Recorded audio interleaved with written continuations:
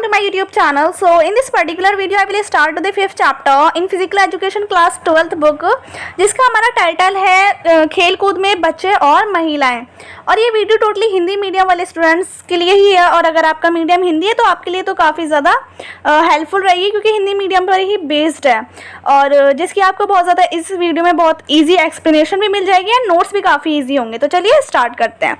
तो सबसे पहला जो हमारा टॉपिक है हमें पढ़ना है इस चैप्टर में, वो है गामक विकास यानी मोटर डेवलपमेंट क्या होता है।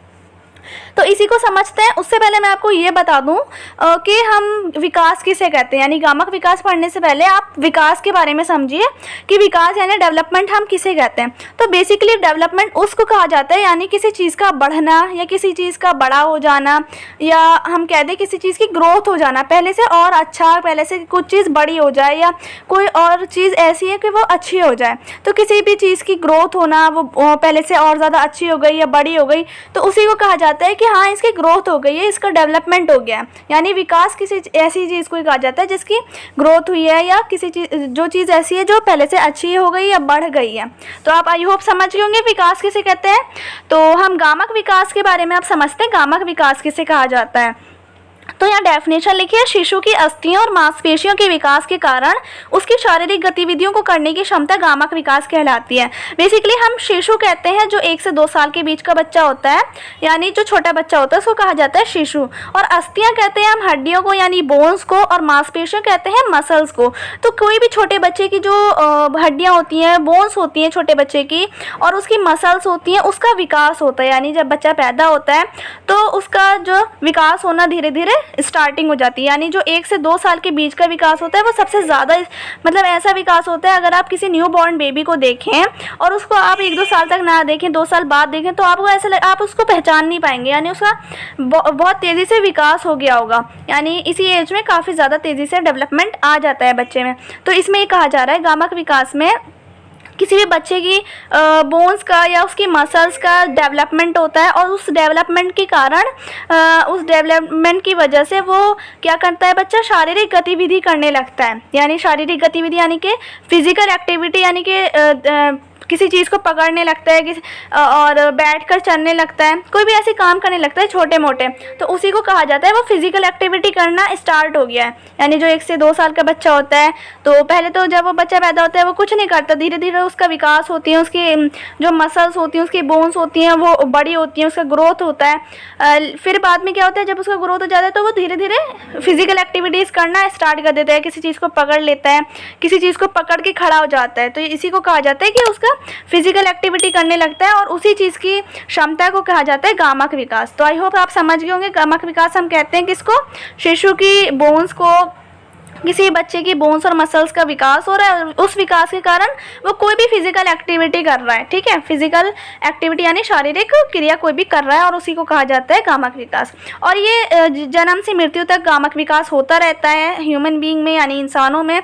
और ये जीवन चक्र के दौरान सबसे ज़्यादा प्रगतिशील विकास है। यानी प्रगतिशील विकास किसे कहा जाता है, जो सबसे ज़्यादा पूरी जो हमारी उम्र होती है, यानी कि जन्म से लेकर मृत्यु तक जो भी उम्र होती है, सबसे ज़्यादा जो विकास होता है वो इसी एज में होता है, इन्फेंसी स्टेज में। यानी कि जो गामक विकास होता है, जो सबसे ही ज़्यादा डेवलपमेंट होता है वो इसी शिशु की एज में होता है, जो बच्चा पैदा होने से 1 से 2 साल के बीच का जो होता है। तो आई होप आप समझ गए होंगे गामक विकास किसे कहा जाता है।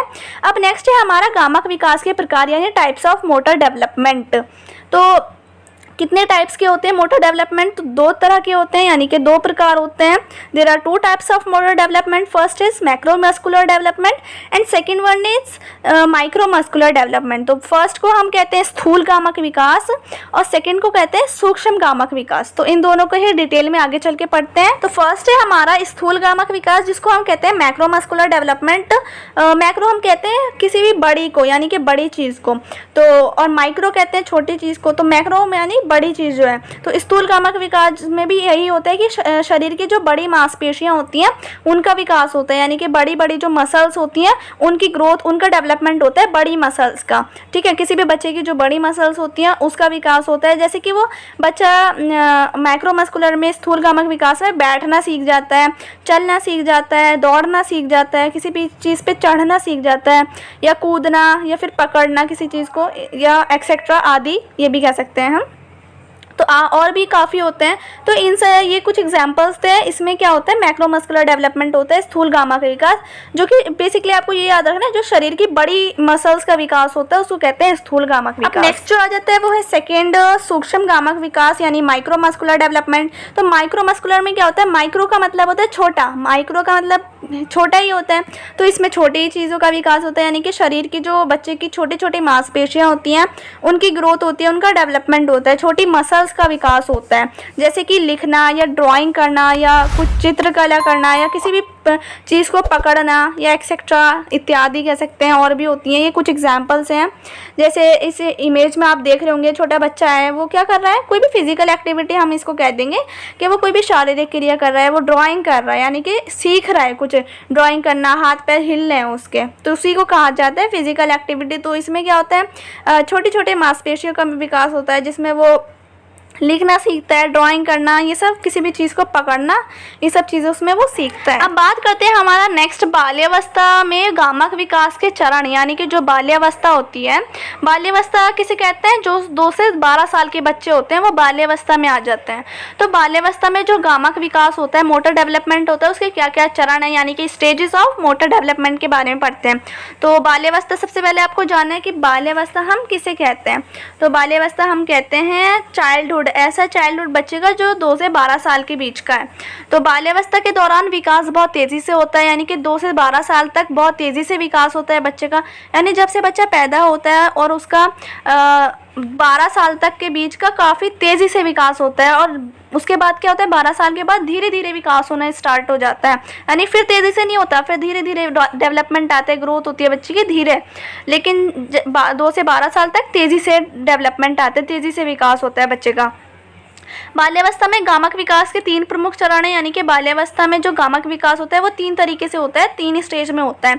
सबसे पहला प्रारंभिक बाल्यावस्था, और सेकंड है माध्यम बाल्यावस्था, और थर्ड है उत्तर बाल्यावस्था। प्रारंभिक बाल्यावस्था को कहते हैं हम अर्ली चाइल्डहुड, ये 2 से 6 साल के बच्चे की होते हैं, 2 से 6 वर्ष होती है इसमें उम्र। और माध्यम बाल्यावस्था हम कहते हैं मिडल चाइल्डहुड, जिसमें 7 से 10 साल की उम्र होती है बच्चे की। और उत्तर बाल्यावस्था में लेट, जिसको हम कहते हैं लेट चाइल्डहुड, इसमें होती है 11 से 12 वर्ष की उम्र होती है बच्चे की, तो ये इसमें एज आ जाती है। तो अब इन तीनों को ही थोड़ा डिटेल में आगे जाके पढ़ लेते हैं। तो सबसे पहले जानते हैं प्रारंभिक बाल्यावस्था। प्रारंभिक बाल्यावस्था जिसको हम अर्ली चाइल्डहुड कहते हैं, जिसमें उम्र होती है 2 से 6 साल की। तो इसमें क्या होता है, इसमें बहुत तेज़ी से विकास होता है, बहुत 2 से 6 साल का जो विकास होता है वो भी काफ़ी तेज़ी से होता है, यानी आप यही मान के चलिए कि बच्चा जब पैदा होता है और उस टाइम से लेके 12 साल तक की जो उम्र होती है 0 to 12 ईयर्स, इसमें ही बहुत तेज़ी से विकास होता है और बाद में धीरा हो जाता है। तो सबसे पहले जो इन्फेंसी स्टेज होती है, यानी जो 1 से 2 साल की होती है, उसमें भी काफ़ी तेज़ी से होता है, फिर उसके आगे भी हल्का कम हो जाता है, यानी कि फिर भी वो हम यही कहेंगे कि काफ़ी तेज़ी से विकास होता है 12 साल तक का। तो अर्ली चाइल्डहुड में भी काफ़ी तेज़ी से, अधिक तेज़ी से विकास होता है बच्चे का, जैसे कि बच्चा इसमें 2 से 6 साल की बीच की जो उम्र होती है उसमें दौड़ना सीखता है, कूदना सीखता है, किसी भी चीज़ को फेंकना सीख जाता है। तो ऐसे काम होते हैं, इसमें अधिक तेज़ी से विकास होता है। और जो दूसरा होता है हमारा मिडल चाइल्डहुड यानी माध्यम बाल्यावस्था, इसमें क्या होता है, इसमें अपनी आयु के बच्चों के साथ प्रतिस्पर्धा की इच्छा जागृत होती है। प्रतिस्पर्धा किसे कहते हैं, प्रतिस्पर्धा कहते हैं हम कंपटीशन को।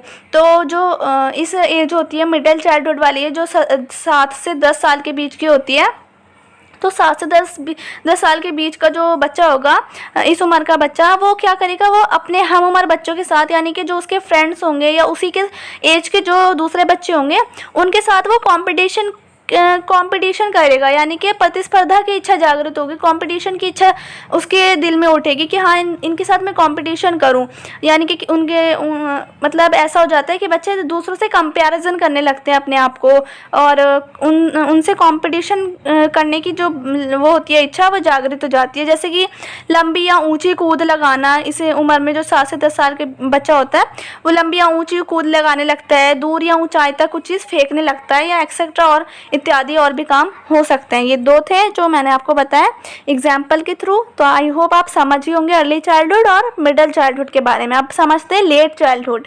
तो ये जो लेट चाइल्डहुड वाली जो एज होती है, यानी जो 10 से हम कह सकते हैं 10 से 12 साल या 11 से 12 साल की जो उम्र होती है, जिसको हम कहते हैं लेट चाइल्डहुड यानी उत्तर बाल्यावस्था। इसमें क्या होता है, इसमें लैंगिक रूप से परिपक्व होने की शुरुआत होती है, यानी कि परिपक्व किसे कहते हैं, मैच्योरनेस को, यानी कि मैच्योर की जो सेक्सुअली मैच्योर होना स्टार्ट हो जाता है बच्चा। ठीक है, तो जैसे कि दौड़ना कूदना, इस उम्र में बच्चा जो 12 साल तक की उम्र होती है, 11 से 12 साल, इसमें बच्चा दौड़ना कूदना या फिर गुणात्मक तथा संख्यात्मक रणनीतियों का विकास होता है। गुणात्मक कहते हैं क्वालिटी को, संख्यात्मक कहते हैं क्वांटिटी को, यानी कि उसका गुणात्मक विकास होना स्टार्ट हो जाता है। बेसिकली इसमें आप ये समझिए लैंगिक रूप से परिपक्व होने की उसकी शुरुआत हो जाती है, यानी कि मैच्योरनेस उसमें आने लगती है धीरे धीरे, और वो मैच्योरनेस वाली जो एज होती है ना वो स्टार्ट हो जाती है, सेक्सुअली मैच्योर होना भी वो स्टार्ट हो जाता है। अब बात करते हैं अपना नेक्स्ट टॉपिक, जो कि बच्चों में गामक विकास को प्रभावित करने वाले कारक, यानी जो फैक्टर इफेक्ट करते हैं मोटर डेवलपमेंट में बच्चे के। तो इसमें क्या होता है, इसमें कुछ फैक्टर हैं जो इफेक्ट करते हैं बच्चों में मोटर डेवलपमेंट गामक विकास पर। तो उसको वो समझ लेते हैं कौन कौन से कारक हैं जो प्रभावित करते हैं बच्चों में गामक विकास। तो सबसे पहला है हमारा वंशानुक्रम, जिसको हम कहते हैं हेरिडिटी। अब इसके बारे में तो आपने अपनी पिछली क्लास प्रीवियस ईयर क्लास में भी पढ़ा ही होगा हेरिडिटी के बारे में, और आगे अभी तक आप पढ़ते ही आ रहे होंगे। तो इसके बारे में भी एक बार और समझ लेते हैं क्या होता है हेरिडिटी, वंशानुक्रम क्या होता है। तो बच्चों का जो गामक विकास होता है वो काफ़ी हद तक उन जीन्स पर भी निर्भर करता है जो वो अपने माता पिता से जन्मजाति प्राप्त करते हैं। यानी वंशानुक्रम जो हेरिडिटी होती है, हम उस चीज़ को कहते हैं जो अपने पेरेंट्स से बच्चा जन्मजात प्राप्त करता है, यानी जो जैसे कोई ऐसी चीज़ है वो जीन्स के थ्रू आ गई है। ठीक है, बेसिकली हम जीन्स किसे कहते हैं, जो अपने माँ बाप के अंदर भी थी ऐसी चीज़ और जो बच्चे के अंदर भी आ गई है, पैदाइशी जिसे हम कहते हैं। जैसे किसी के ऐसा होता है ना, किसी के पेरेंट्स की हाइट छोटी होती है तो बच्चे की हाइट भी छोटी रह जाती है। तो ये क्या होता है, ये जीन्स के थ्रू आ जाता है माता पिता से बच्चे के, और बच्चे में आ जाती है ऐसी चीज़ें। और कभी कभी ऐसा होता है पेरेंट्स की हाइट लंबी है तो बच्चे की भी हाइट लंबी हो जाती है, यानी कि वो भी जीन्स के थ्रू आ जाती है। ऐसी चीज़ें होती हैं कुछ, जैसे एग्जाम्पल में लिखा है शरीर का आकार सेम हो जाता है माता पिता का और बच्चे का। कुछ चीज़ें ऐसी होती हैं जो दोनों में सेम आ जाती हैं, बच्चे में भी माता पिता की आ जाती है। भार यानी शरीर का वेट या कोई भी शक्ति पावर, ठीक है, और भी एग्जाम्पल्स हो सकते हैं जो बच्चा अपने जीन्स के थ्रू अपने माता पिता से गेन करता है। तो बच्चों में गामक विकास काफ़ी हद तक उन जीन्स पर भी निर्भर करता है जो वो अपने माता पिता से जन्मजाति प्राप्त करता है, जन्म होते ही वो अपने माता पिता से प्राप्त कर लेता है कुछ ऐसी चीज़ें जिसको हम कहते हैं वंशानुक्रम यानी हेरिडिटी। आई होप आप समझ गए होंगे। सेकंड वन है हमारा वातावरण, यानी कि यहाँ पर थोड़े टाइपिंग की मिस्टेक हो रखी है, बा लिखा हुआ है लेकिन इसको आप नोट करेंगे तो वातावरण लिखा है ये, तो जिसको हम कहते हैं इन्वायरमेंट। तो वातावरण यानी समाज बच्चों के गामक विकास को प्रभावित करता है, यानी कि जो हमारा समाज सोसाइटी होती है वो भी बच्चे के गामक विकास में काफ़ी मदद करती है। जैसे सोसाइटी में कौन आ जाते हैं, हमारे पड़ोसी आ जाते हैं, हमारे रिश्तेदार आ जाते हैं, हमारे दोस्त आ जाते हैं, हमारे फ्रेंड्स वगैरह, और रिश्तेदार नेबर, ये सब हमारे इन्वायरमेंट में यानी समाज में आ जाते हैं। तो जो समाज के लोग होते हैं जिनको हम जानते हैं वो भी हमारे गामक विकास में, बच्चों के गामक विकास में मदद करते हैं और उनको प्रभावित करते हैं। जैसे क्या क्या गेन करते हैं बच्चे उनसे, समाज से, वातावरण से सुरक्षा की भावना महसूस करते हैं, प्रेम की भावना या फिर जोखिम उठाना किसी भी चीज़ का। तो ये सब चीज़ें कुछ ऐसी चीज़ें होती हैं जो बच्चे वातावरण से ही गेन करते हैं, कोई ऐसी चीज़। तो गामक विकास को बच्चे के प्रभावित भी करता है वातावरण यानी समाज। अब थर्ड है हमारा, नेक्स्ट है पोषण। पोषण किसे कहते हैं, पोषण हम कहते हैं न्यूट्रिशन को। तो किसी भी व्यक्ति का जो गामक विकास होता है वो उसके पोषण पर भी निर्भर करता है। पोषण यानी उसके खाने पर भी निर्भर करता है किसी भी बच्चे का विकास।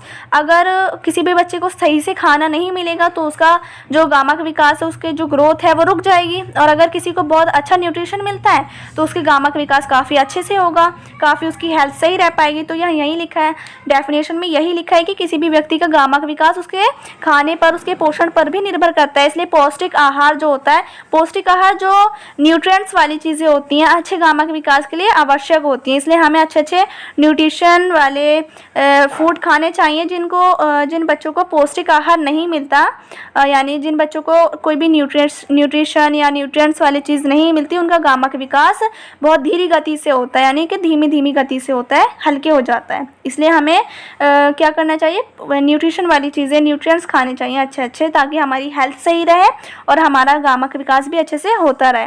अब फोर्थ है हमारा शारीरिक क्रियाकलाप।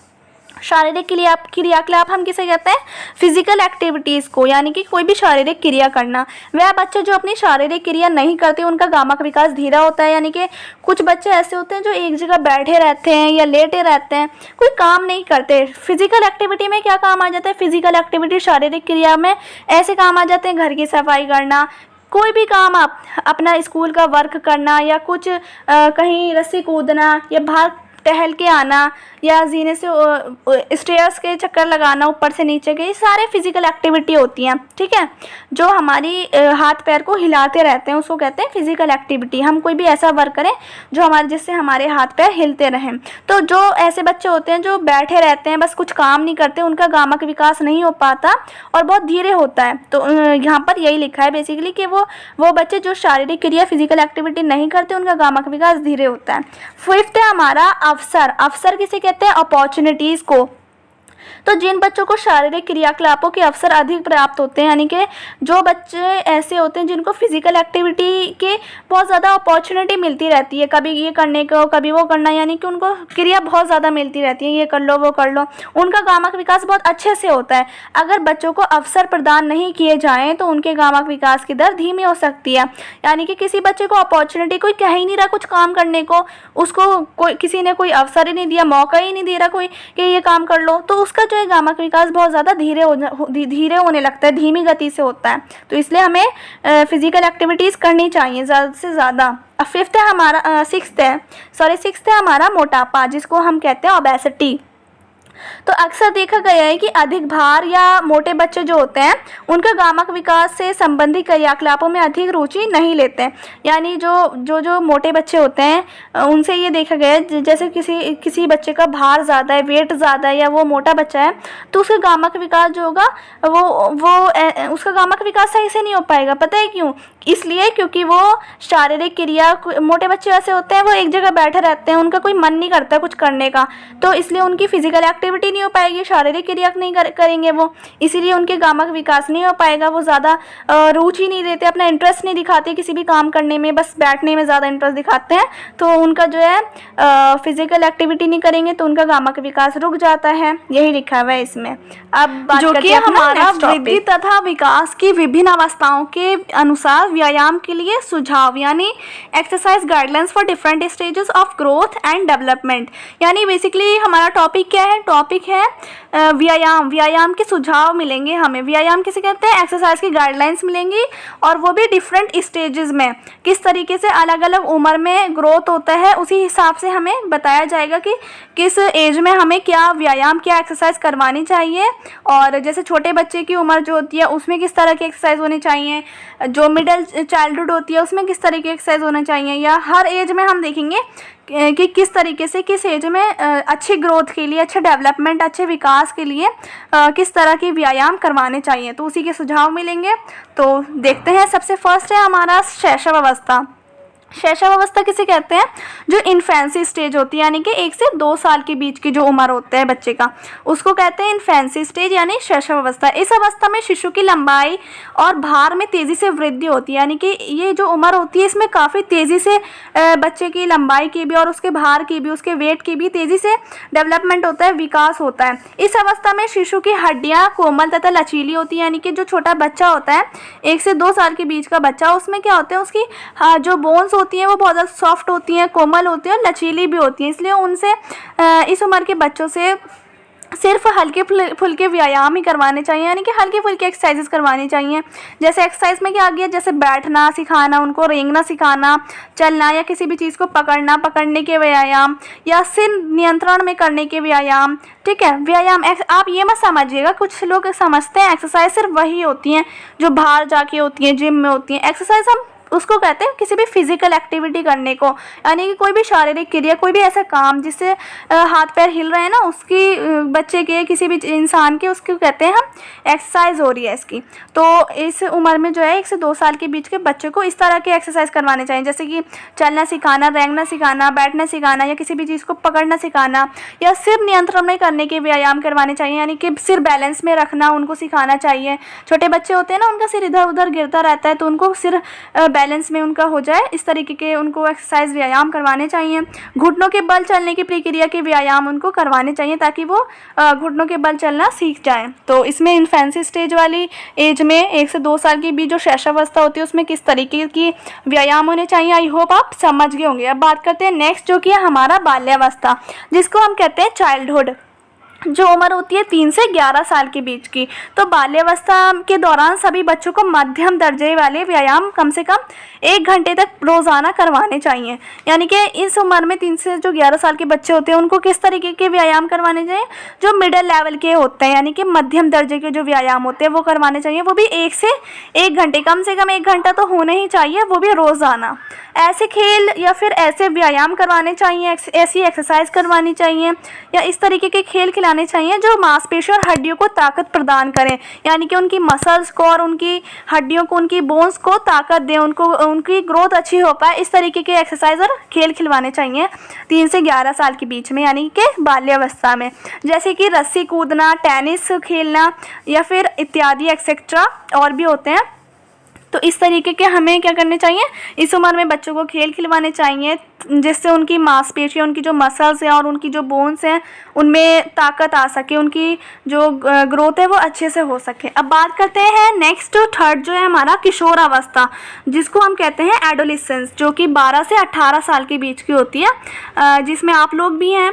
तो रोज़ाना 60 मिनट तक व्यायाम करवाने चाहिए, यानी कि रोज़ाना 1 घंटे तक उनको एक्सरसाइज करवानी चाहिए इस एज के बच्चों को, जैसे कि उनको फुटबॉल खेलना, बास्केटबॉल खेलना, तैराकी करना, या फिर दौड़ना, इन सब ये वाली जो एक्सरसाइज होती हैं या फिर ये वाले जो गेम होते हैं, ये 1 घंटे तक उनको करने ही चाहिए।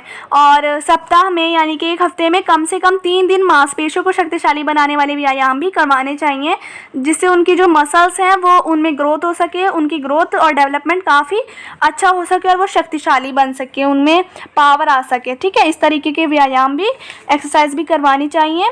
और अब बात करते हैं फोर्थ, जो कि हमारा युवावस्था, जिसमें एज होती है 19 से 40 साल के बीच की, यानी कि जो 19 से 19 to 40 ईयर्स के हम कह सकते हैं मैन या वीमेन होते हैं, उनको वो आ जाते हैं युवावस्था में। ठीक है, तो इसमें किस तरीके की एक्सरसाइज होती है उसको ध्यान से सुन लीजिए।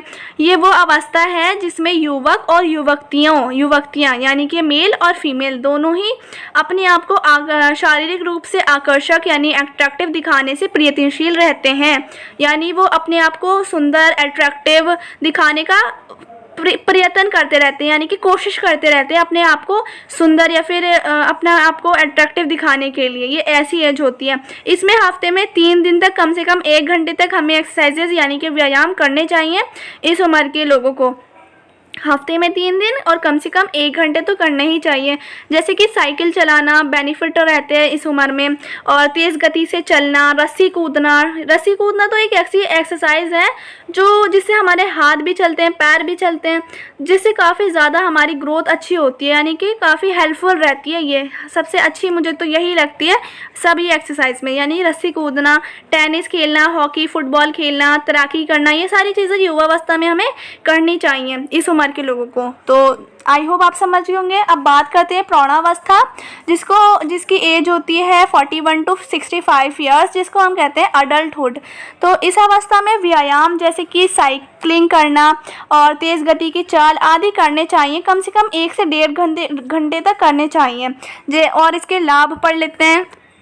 अगर हम इस उम्र में 1 से 1.5 घंटे तक कोई भी एक्सरसाइज करते हैं, जैसे साइकिल चलाते हैं इस उम्र के लोग, या तेज़ गति से चलते हैं, यानी तेज़ गति से यानी स्पीड में चलते हैं, तो उसके क्या क्या फ़ायदे होते हैं, एडवांटेज क्या होते हैं, लाभ को पढ़ लेते हैं। तो शारीरिक वज़न बना रहता है, उनका जो फिज़िकली बैलेंस है ना, यानी कि बॉडी का बैलेंस वो बना रहता है, ज़्यादा नहीं होता और ना ही कम होता है, बैलेंस में रहता है उनका जो वेट है। ठीक है। एक तो ये फ़ायदा है, दैनिक कार्यों को बिना थके वो कर सकते हैं, यानी कि जो भी उनको रोज़ाना काम करने पड़ते हैं, मैं जो किसी को ऑफिस जाना पड़ता है या कि लेडीज़ को घर के काम संभालने पड़ते हैं या फिर कोई भी काम उनको करने पड़ते हैं, वो बिना थके आसानी से कर सकते हैं अगर वो रोज़ाना 1 घंटे तक एक्सरसाइज करें। बीमारियों से बचे रहते हैं, जैसे कि मोटापे से या ब्लड प्रेशर हाई होने से या फिर कोई भी दिल की बीमारी, हृदय रोग होने से या मधुमेह होने के खतरे कम रहते हैं, बीमारी से वो बच सकते हैं।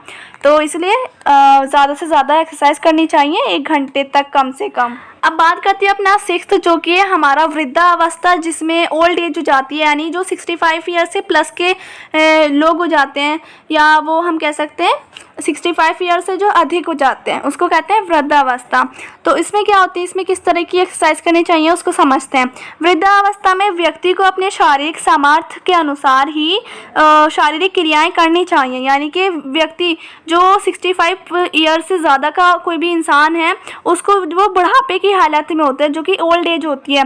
तो कुछ और लोग होते हैं जो सही से मतलब 65 ईयर्स के ज़्यादा होने के बाद भी वो एकदम फिट रहते हैं, भाग भाग के कोई भी काम कर सकते हैं। लेकिन कुछ लोग ऐसे होते हैं जो बहुत ज़्यादा बूढ़े हो जाते हैं, या किसी के दांत निकल जाते हैं, या किसी में कोई बीमारी आ जाती है, तो वो ज़्यादा एक्सरसाइज नहीं कर पाते। तो पहले इंसान को इस उम्र में ये देखना चाहिए कि वो कितना फिज़िकली फिट है, तो उसी के हिसाब से उसको कोई भी एक्सरसाइज करनी चाहिए जो उनका स्वास्थ्य को ठीक रखने में मदद कर सके और उनको ज़्यादा प्रॉब्लम भी क्रिएट ना हो, ताकि वो अच्छे से मतलब बैलेंस में रहें, उनकी जो स्वास्थ्य है, उनका वेट या उनकी जो हेल्थ है वो सही रहे, वो फिट रहें। इस तरीके की एक्सरसाइज करनी चाहिए। और अपने आप को देखिए, अगर वो ज़्यादा ऐसे हैं, कमज़ोर हैं, तो उनको कम एक्सरसाइज करनी चाहिए।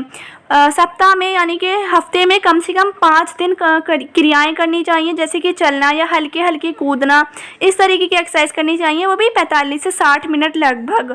और जो ज़्यादा ही कमज़ोर हैं उनको कम करनी चाहिए, अपने हिसाब से अपने अकॉर्डिंग देखना चाहिए। जो बुज़ुर्ग प्रौढ़ावस्था में अधिक सक्रिय हैं उन्हें, यानी कि अधिक सक्रिय का मतलब जो ज़्यादा ही बूढ़े हो चुके हैं, उन्हें लगभग 30 मिनट तक क्रियाएं करनी चाहिए। आधा घंटे तो उनको करना चाहिए, जैसे कि सीढ़ी चढ़ना या दौड़ना या फिर कोई योग करना, या ठीक है योगा करना। और इससे क्या क्या फ़ायदा होगा अगर वो ये सब चीज़ें करते हैं इस उम्र में?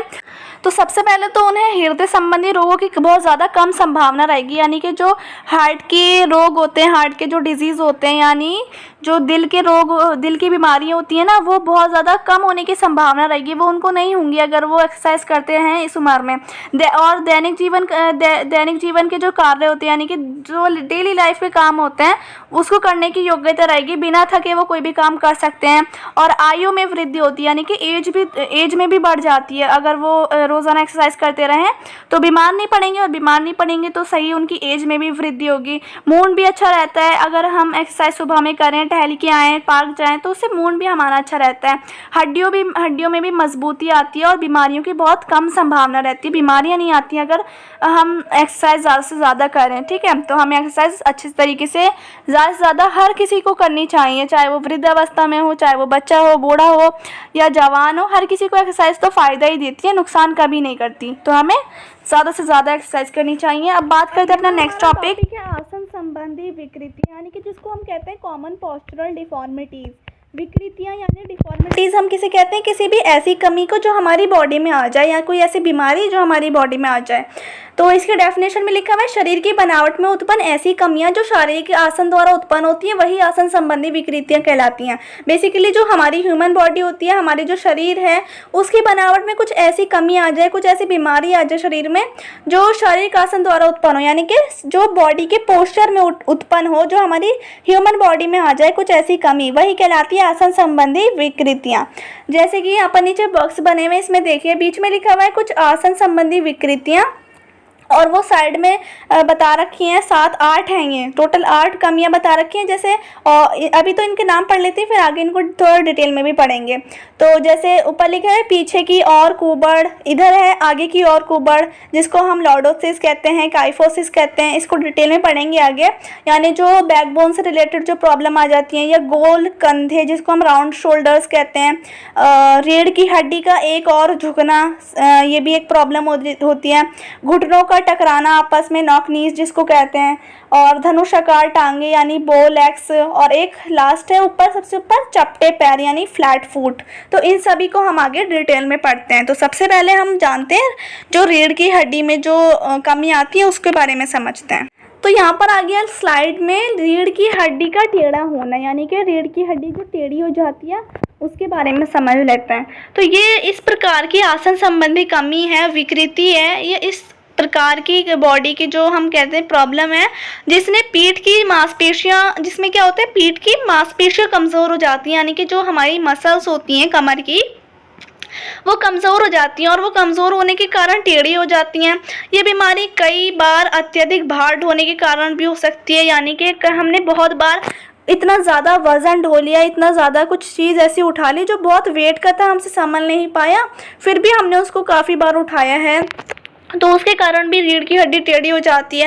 रीढ़ की हड्डी में ये बीमारी 3 रूपों से पाई जाती है, नीचे लिखे हैं 3 रूप।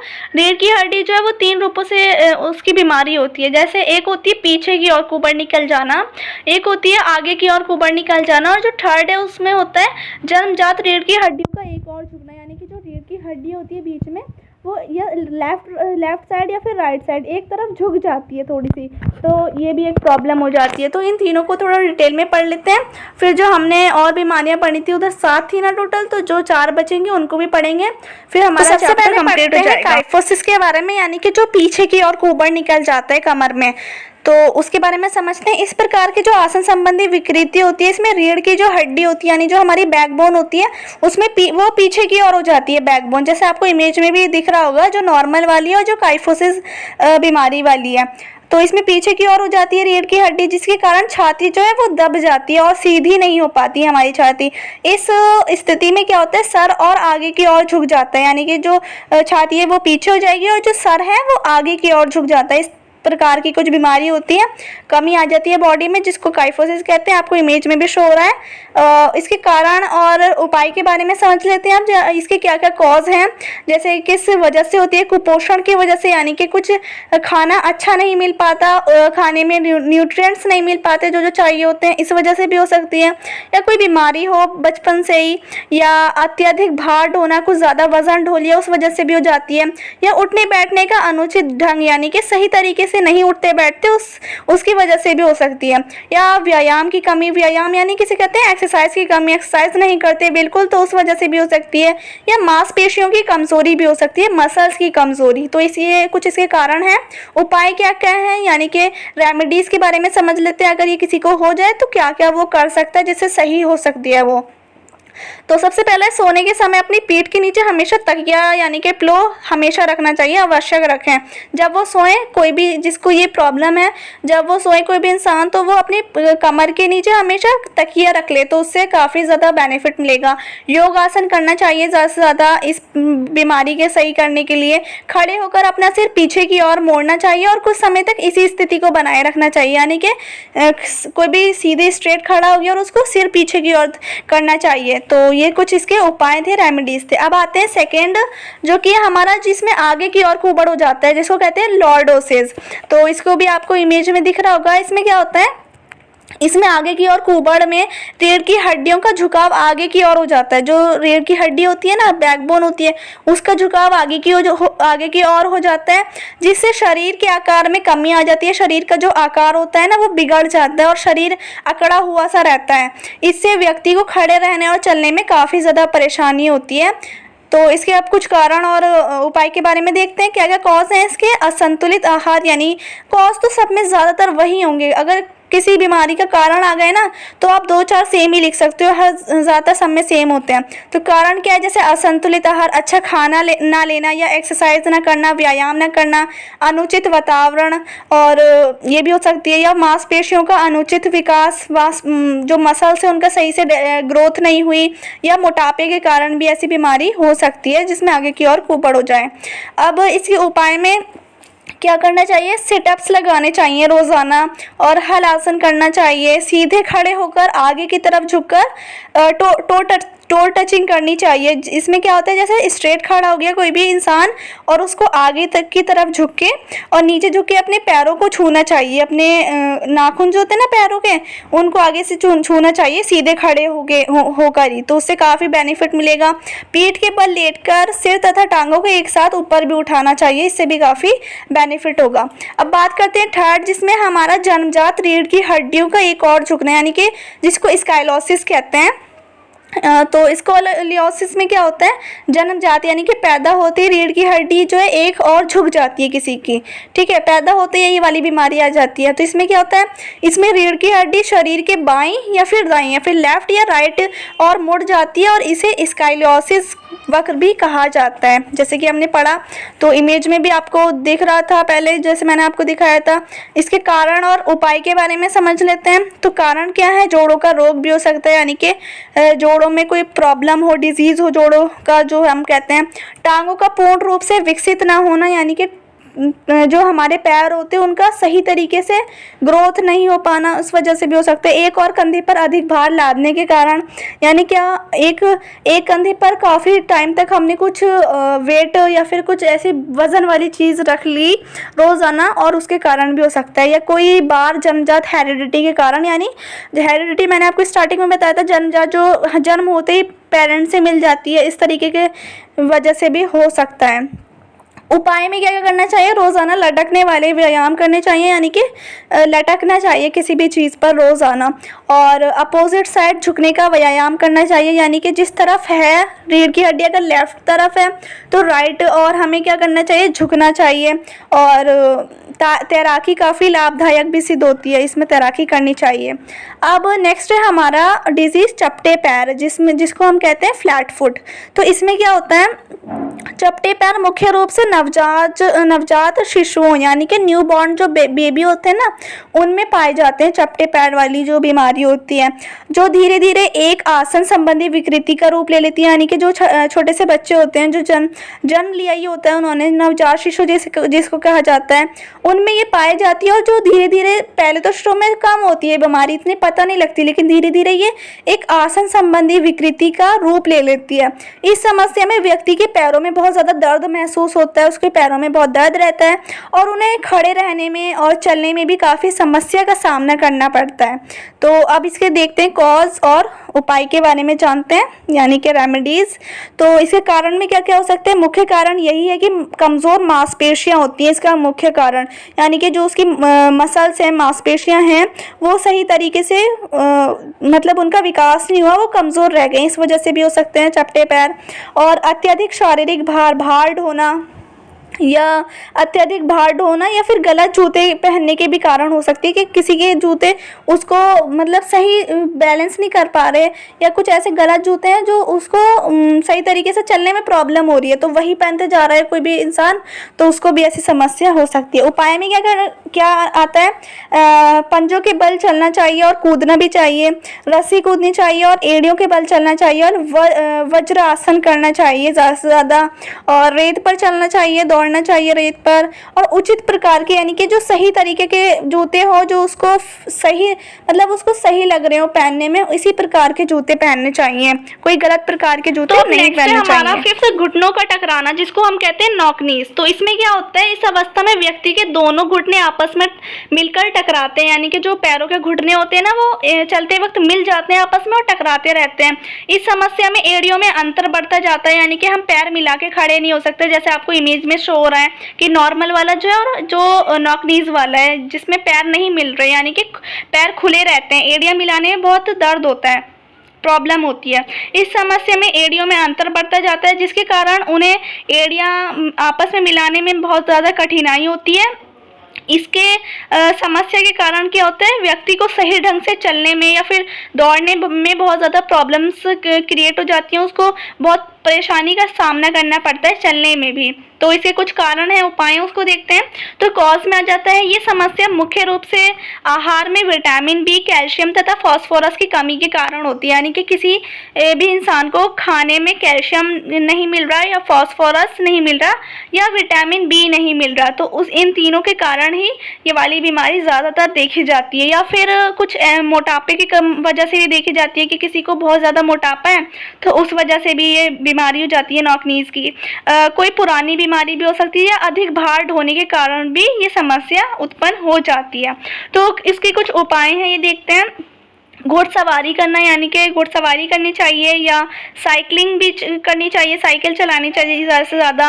और आसन है कुछ पद्मासन और गोमुख आसन करना चाहिए और वॉकिंग स्लीपर्स का ज़्यादा से ज़्यादा इस्तेमाल करना चाहिए, जो वॉकिंग स्लीपर्स होती हैं। दोनों घुटनों के बीच तकिया लगाकर खड़े होना चाहिए। थे इसके कुछ कॉजेज़ और रेमेडीज़, आई होप आपको समझ आए हो। अब है हमारा नेक्स्ट, बाहर की ओर मुड़ी हुई धनुषाकार टांगे, यानी जो बाहर की ओर मुड़ी हुई टांगे होती हैं जिसको धनुषाकार टांगे भी कहा जाता है, जिसको कहते हैं हम बो लेग्स। आपको इमेज में भी दिख रहा होगा किस तरह की ये प्रॉब्लम हो जाती है। इसमें क्या होता है, बाहर की ओर मुड़ी हुई धनुषाकार टांगे ऐसी प्रॉब्लम होती है जिसमें क्या होता है, सामान्य स्थिति में दोनों जो पैर होते हैं ना उनको एक साथ मिलाकर जब सीधे खड़े होते हैं तो सीधे खड़े होने पर दोनों घुटनों के बीच में काफ़ी अंतर हो जाता है, यानी कि काफ़ी डिफरेंस पाया जाता है दोनों घुटनों के बीच। जैसे आपको दिख भी रहा होगा काइट शेप सी बन जाती है अगर दोनों पैरों को मिलाएं तो इसको इसलिए कहा जाता है धनुषाकार टांगे। इस अवस्था में क्या होता है, टांगे बाहर की ओर मुड़ जाती हैं और धनुषाकार सी प्रतीत होती हैं, इसलिए इसका नाम बो लेग्स है। तो अब बात करती है इसकी कुछ कॉज और रेमेडीज़, यानी कारण और उपाय के बारे में। तो इसका मुख्य कारण होता है आहार में विटामिन डी की, कैल्शियम की और फास्फोरस की कमी हो जाती है। यानी कि आहार में खाने में विटामिन डी नहीं मिल रहा, कैल्शियम नहीं मिल रहा या फास्फोरस नहीं मिल रहा, या इस वजह से भी हो जाती है। जैसे विटामिन डी में क्या होता है, धूप लेनी पड़ती है, ज़्यादा से ज़्यादा धूप मिले तो अच्छा रहता है। अगर कोई ऐसा है जिसको बिल्कुल धूप नहीं मिल रही, सूर्य की किरणें नहीं मिल रही, तो उसमें भी ये प्रॉब्लम आ सकती है। या कम उम्र में मोटापा आ जाता है, उसके कारण चलने के जो गलत तरीके होते हैं, या कम उम्र में जो बच्चे होते हैं उनको ज़बरदस्ती चलाने से भी ये समस्या उत्पन्न हो जाती है। जो छोटे छोटे बच्चे उनको ज़बरदस्ती चलाया जा रहा है तो उनकी टांगें भी ऐसी हो जाती हैं। और कुछ उपाय हैं उनको देखते हैं। विटामिन डी का पर्याप्त मात्रा में सेवन, यानी कि विटामिन डी जो जिन फूड्स में होता है वो ज़्यादा से ज़्यादा उनको खाना चाहिए। घुटनों की मालिश करनी चाहिए, अगर ये हो जाए तो रेत पर दौड़ाना चाहिए उसको जिसको ये प्रॉब्लम है।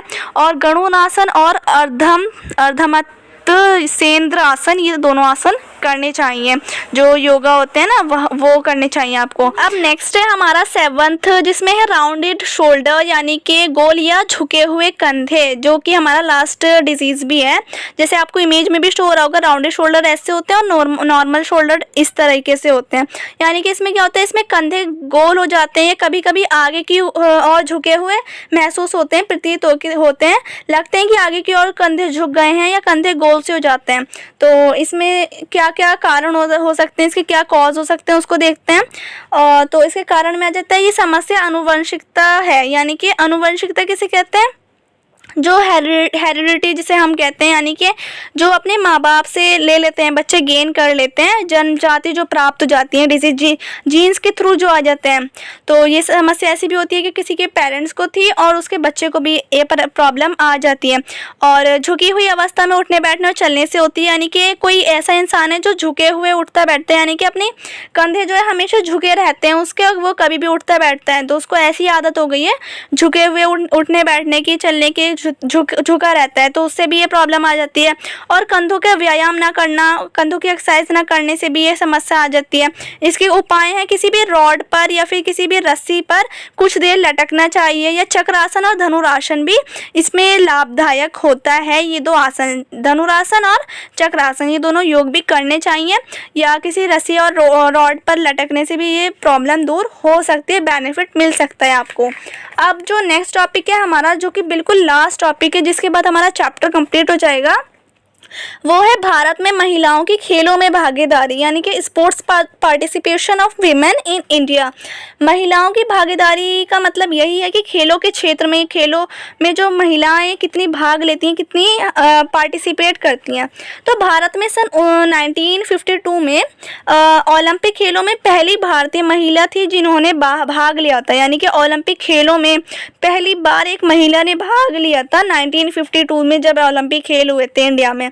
तो सन 2000 में ओलंपिक में कर्णम मल्लेश्वरी, जिसका नाम है, एक विमेन का आपको इमेज दिख रही है, उन्होंने भारोत्तोलन में कांस्य पदक जीतने वाली पहली भारतीय महिला बनी थी वो, यानी कि कर्णम मल्लेश्वरी ने क्या ओलंपिक में, वो 2000 में जब ओलंपिक हुए थे तो कर्णम मल्लेश्वरी ने मेडल जीता था, कांस्य पदक जीता था, जो कि वो पहली भारतीय महिला थी जीतने वाली। बात करते हैं खेलों में जो महिलाओं की कम भागीदारी होती है उसके क्या क्या कारण होते हैं, यानी कि जो विमेन कम पार्टिसिपेट करती हैं स्पोर्ट्स में, खेलों में, उसके क्या कारण हो सकते हैं, क्या क्या रीज़न हो सकते हैं, उसके बारे में कुछ बात करते हैं।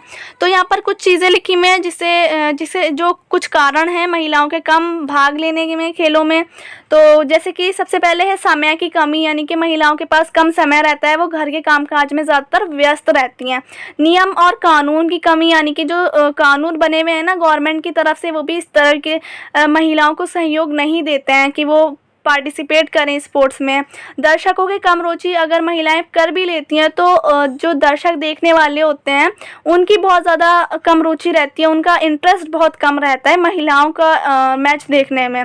और मीडिया का अपेक्षित सहयोग न मिलना, मीडिया भी इसके मतलब मीडिया का भी सपोर्ट नहीं मिलता है इस तरफ के महिलाओं को वो बढ़ावा दे खेलों की तरफ, मीडिया भी सहयोग नहीं करती है। प्रसिद्ध महिला खिलाड़ियों की भी कमी है, जो फेमस खिलाड़ी हैं, महिला जो विमेन स्पोर्ट्स में खेलती हैं, प्लेयर्स हैं, उनकी भी कमी है। और शारीरिक पुष्टि और सहयोगिता की भी कमी है, क्योंकि महिलाओं को यही समझा जाता है कि वो घर के कामकाज ही संभाल सकती हैं, वो खेलों में भाग नहीं ले सकती, इसलिए उनको कमज़ोर समझा जाता है। शारीरिक पुष्टि, फिजिकल, हम कह सकते हैं फिजिकली फिट रहने और वेलनेस की उनमें कमी देखने को मिलती है, इसलिए उनको नहीं लिया जाता, ये भी एक कारण है। खेलों का पूर्ण ज्ञान, यानी कि खेलों की जो नॉलेज होती है ना, स्पोर्ट्स की जो नॉलेज है वो सही से नहीं होती विमेंस को, ये भी एक कमी है। सुरक्षा की कमी है, भारत में महिलाओं को इतनी ज़्यादा सुरक्षा नहीं मिलती और सुरक्षित नहीं है भारत की महिलाएं, इसलिए ये एक रीज़न है। महिला प्रशिक्षकों की कमी, यानी कि जो विमेन की जो ऐसी होती हैं जो कोच हैं, विमेन कोच की भी कमी होती है जो महिलाओं को सिखाएं। और सुविधाओं की कमी होती है। समाज में समाज की अभिवृत्ति, यानी कि समाज भी साथ नहीं देता, समाज भी ये मानते हैं कि महिलाओं को नहीं खेलना चाहिए, नहीं पार्टिसिपेट करना चाहिए। हमारी सोसाइटी भी इसकी तरफ अपना सहयोग नहीं दिखाती है। खेल कूद को पुरुष प्रधान क्रियाकलाप समझा जाता है, यानी कि स्पोर्ट्स को क्या समझा जाता है कि जो खेल कूद है वो सिर्फ पुरुष ही कर सकते हैं, और हमेशा से भारत में पुरुष प्रधान समाज ही रहा है। मेल को ही ज़्यादा वो समझा जाता है। हम कह सकते हैं कि यही भाग ले सकते हैं, हर काम यही कर सकते हैं बाहर के, और बाहर के काम महिलाएं कुछ भी नहीं कर सकती, वो सिर्फ 4 दीवारी के अंदर खाना पकाना कर सकती हैं और वो कुछ नहीं कर सकती। इस तरह की समाज की सोच रही है, जिसके कारण कुछ ये रीज़न्स हैं जिसमें वीमेन नहीं पार्टिसिपेट कर पाती हैं स्पोर्ट्स में। तो यहाँ पर हमारी वीडियो कंप्लीट हो गई है, चैप्टर भी बिल्कुल अच्छे से एक्सप्लेन कर दिया है मैंने। आई होप आपको जितना पढ़ाया आपको अच्छे से समझ आया हो, एक टॉपिक क्लियर हुआ है। बट फिर भी अगर आपको कोई डाउट हो चैप्टर से रिलेटेड तो आप मुझे कमेंट सेक्शन में आके अपना डाउट क्लियर कर सकते हैं। एंड वीडियो से अगर आपको थोड़ा सा बेनिफिट मिला तो please like, share and subscribe कर दीजिएगा चैनल को। And if you like the video then appreciate it and don't forget to subscribe my channel. Thanks for watching. And video काफ़ी लंबी हो गई है गाइज, बिकॉज मैंने आपको एक एक चीज़ अच्छे से समझाई है और एक ही वीडियो में पूरा चैप्टर कंप्लीट कर दिया है, इस वजह से वीडियो लंबी हुई है।